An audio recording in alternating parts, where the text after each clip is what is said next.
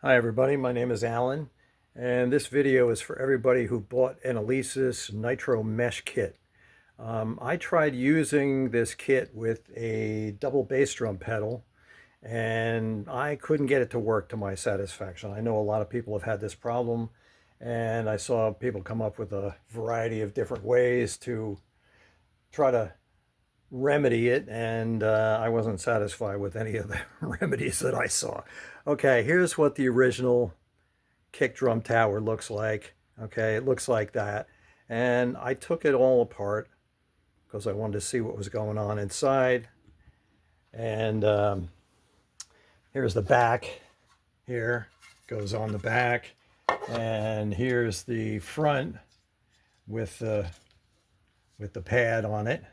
Okay, and inside is a single trigger. Okay, now if you use it with and this is the bottom, I marked the bottom so I'd know which way to put it back together, but I really didn't need to do that because there's a ridge here that lines up with this back, and you don't really have to do that. So, but I did that anyway. So what I thought of was the two beaters on the double bass drum pedal are missing this thing entirely. They're hitting on either side of it. So what I did was I bought a couple of extra sensors online, which were about 98 cents a piece. You can buy these in different sizes, different diameters, but I measured this one and I tried to match the diameter.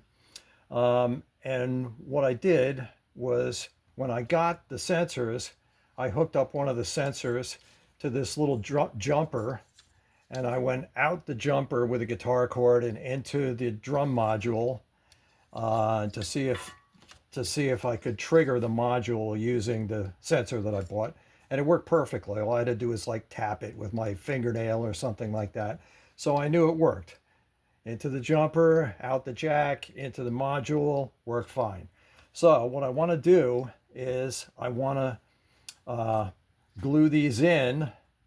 I lifted this up to see if there was, I pried it up very carefully to see if there was a hole in the middle of this plate to make it pick up the beater a little bit better. And this is a solid plate. There's no hole in here. That means that the sensors on either side should work just as well as the one in the middle.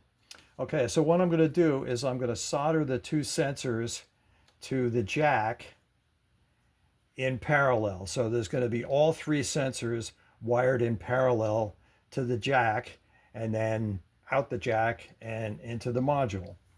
So this is just a real quickie, and I'll let you know how it works out. It's going to take a little bit of doing. These wires are going to be a little short, I think, so I'm going to have to extend the wires a little bit because this one's not going to reach the jack, I don't think. So I'll have to solder a little extension in the wires. This one might reach, I don't know. But that's my solution, and I'll let you know how it turns out.